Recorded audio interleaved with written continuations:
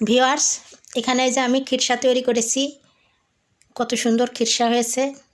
কি দিয়ে তৈরি করেছি এবং কিভাবে তৈরি করেছি এটা জানতে হলে পুরো সময় আমার সঙ্গে থাকতে হবে। তো দেখুন কত সুন্দর খিরসা, একদম পারফেক্ট খিরসা হয়েছে। তো খিরসা দিয়ে আপনারা সন্দেশও তৈরি করতে পারেন, তারপরে মিষ্টি তৈরি করতে পারেন, পাটিসাপটা তৈরি করতে পারেন। তাহলে চলুন পুরো প্রণালীটি দেখে নেওয়া যাক।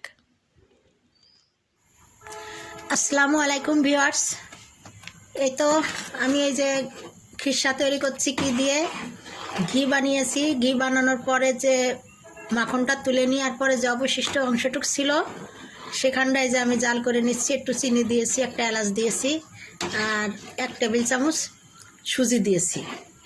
দিয়ে আমি যে জাল করে করে একদম ঘন করে নিয়েছি। দেখুন কত সুন্দর খিরসা তৈরি হয়ে গেল।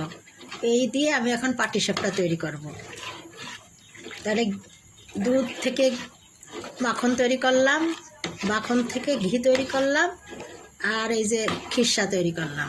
খিরসাটা নামিয়ে আমি দেখাচ্ছি কত সুন্দর হয়েছে। এই দেখুন কত সুন্দর খিরসা তৈরি হয়ে গেল।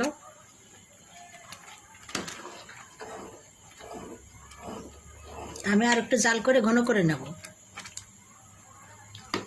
আর একটু ঘন হলেই আমার সুন্দর খিরসা তৈরি হয়ে যাবে। এই তো ভিউয়ার্স, আমার খিরসা তৈরি হয়ে গিয়েছে। কত সুন্দর খিরসা হয়ে গেছে। দুধের সর থেকে মাখন করলাম, এই যে খিরসা তৈরি করলাম। তো এখন ঠান্ডা হয়ে গেলে আমি পাটিসাপটা তৈরি করব। ঠান্ডা হওয়ার পরে আমি ফিরে আসছি। এই তো আমার খিরসাটা রেডি হয়ে গিয়েছে। দেখুন দুধের সর থেকে ঘোল থেকে যে এত সুন্দর খিরসা হয় তা অনেকেই জানেন না।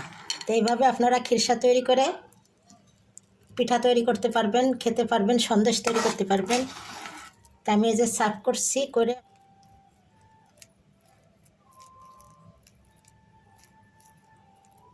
কত সুন্দর,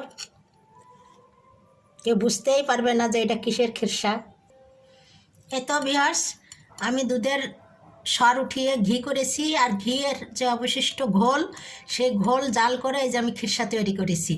তা আজকের আমার এই রেসিপিটি আপনাদের কাছে খুবই ভালো লাগবে, কারণ এইভাবে সর তুলে ঘি করে যে অবশিষ্ট অংশ থাকে সেটুক আপনারা আর ফেলে না দিয়ে দুধের সরের যে ঘোল সেই ঘোল দিয়ে আপনারা মিষ্টি তৈরি করতে পারবেন, খিরসা তৈরি করতে পারবেন, পাটিসাপটা এই খিরসা তৈরি করে পাটিসাপটা তৈরি করতে পারবেন।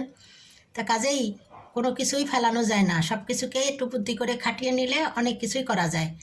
তা আশা করি আজকের আমার এই খিরসা তৈরির রেসিপিটি আপনাদের কাছে খুব ভালো লেগেছে। আর যদি ভালো লেগে থাকে তাহলে অবশ্যই আপনারা আমার চ্যানেলকে লাইক, কমেন্ট, শেয়ার ও সাবস্ক্রাইব করে আমার পাশে থাকবেন। তাহলে এরকম নিত্য নতুন রেসিপি আমার কাছ থেকে পেয়ে থাকবেন। তাহলে আজকের মতো আপনাদের কাছ থেকে বিদায় নিচ্ছি। আপনারা ভালো থাকুন, সুস্থ থাকুন, আর আমার জন্য বেশি বেশি করে দোয়া করুন, আমি যেন পরবর্তীতে আপনাদের মাঝে আবারও নতুন নতুন ভিডিও নিয়ে আসতে পারি। আল্লাহ হাফেজ।